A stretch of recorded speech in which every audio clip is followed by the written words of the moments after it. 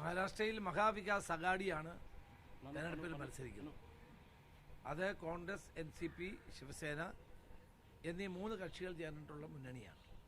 ഈ മുന്നണി ഗവൺമെൻറ്റിനെ അട്ടിമറിച്ചുകൊണ്ടാണ് EDയും എൻഫോഴ്സ്മെൻറ്റിനെയും ഉപയോഗിച്ചുകൊണ്ട് MLAമാരെ ചാക്കിട്ട് പിടിച്ചാണ് ഇന്ന് ആ ഗവൺമെൻറ്റിനെ അട്ടിമറിച്ച് ഉദ്ധവ് താക്കറെയെ പുറത്താക്കി പുതിയ ഗവൺമെൻറ് വന്നിട്ടുള്ളത്.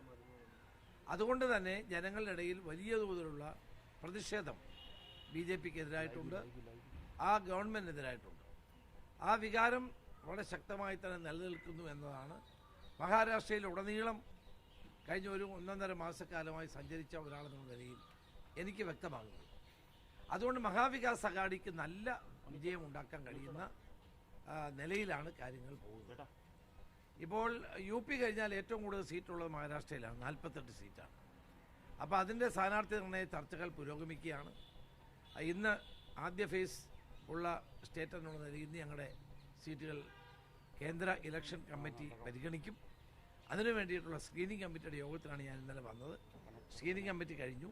ഇനി സെൻട്രൽ ഇലക്ഷൻ കമ്മിറ്റിയിലേക്ക് ഇന്ന് 4 മണിക്ക് ഞങ്ങളുടെ ലിസ്റ്റ് എടുക്കും എന്നുള്ളതാണ് മനസ്സിലാക്കാൻ കഴിഞ്ഞിട്ടുള്ളത്. SC/ST സീറ്റുകളിൽ കൂടുതൽ മത്സരിക്കുന്നത് ഞങ്ങളാണ്, 7 സീറ്റിൽ.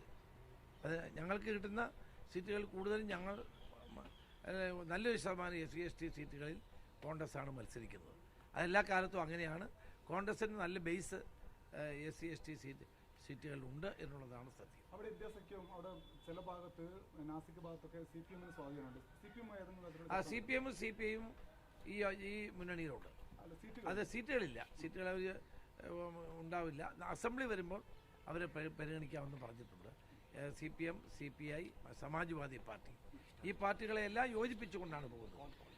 രാഹുൽ ഗാന്ധിയുടെ യാത്രയിലുടനീളം ശക്തിയുള്ള സ്ഥലങ്ങളിലൊക്കെ CPI-യുടെ CPM-ൻ്റെയും പ്രവർത്തകർ പങ്കാളികളായിരുന്നു.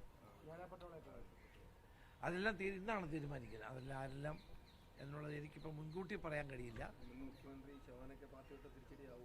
അശോക് ചവാൻ വിട്ടതുകൊണ്ട് പ്രത്യേകിച്ച് പാർട്ടിക്ക് അകത്ത് ഒരു പ്രശ്നവുമില്ല.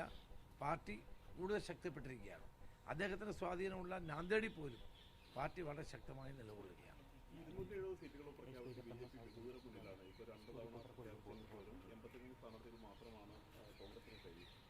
ഇപ്പോൾ ഇന്നലെയും ഇന്നുമായിട്ട് കൂടുതൽ സ്ഥാനാർത്ഥികളെ പ്രഖ്യാപിക്കാൻ വേണ്ടിയിട്ടുള്ള തെരഞ്ഞെടുപ്പ് സമിതിയാണ് ചേർന്നത്. അതുകൊണ്ട് എത്രയും പെട്ടെന്ന് കൂടുതൽ സ്ഥാനാർത്ഥികളെ പ്രഖ്യാപിക്കാൻ കഴിയും. കേന്ദ്രമന്ത്രി ശോഭാ കരന്ദരജ് കേരളത്തിനെയും തമിഴ്നാട്ടിനെയും ഉൾപ്പെടുത്തിക്കൊണ്ടൊരു വിദ്വേഷ പ്രസംഗമല്ല ഒരു ട്വീറ്റ് ഇടുകയുണ്ടായി. അത് തമിഴ്നാട്ടിനെ സംബന്ധിച്ചുള്ളത് അവർ തിരുത്തി മാപ്പ് പറഞ്ഞത് പിൻവലിച്ചു. എന്നാൽ കേരളത്തെ സംബന്ധിച്ചുള്ളത് അവർ പിൻവലിക്കാനോ അല്ലെങ്കിൽ അതിന് മുകളിലൊന്നും പറയാൻ തയ്യാറായി.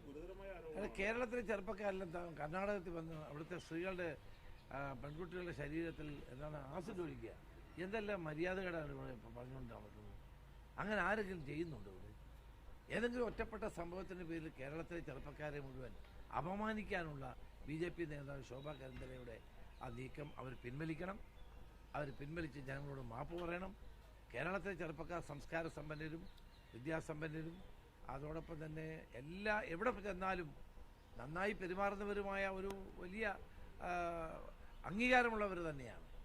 ബാംഗ്ലൂരിൽ ഉള്ള കേരളത്തിലെ ചെറുപ്പക്കാർ എത്ര മാന്യമായിട്ടാണ് ആളുകളോട് പെരുമാറുന്നത്.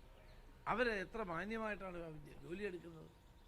അവരെയൊക്കെ BJPയുടെ നേതാവ് ഇങ്ങനെ അപമാനിച്ചത് ദൗർഭാഗ്യകരമാണ്. അത് പിൻവലിക്കണം. തെറ്റാണ് ഇതൊക്കെ ചെയ്യുന്നത്, ദൗർഭാഗ്യകരമാണ്.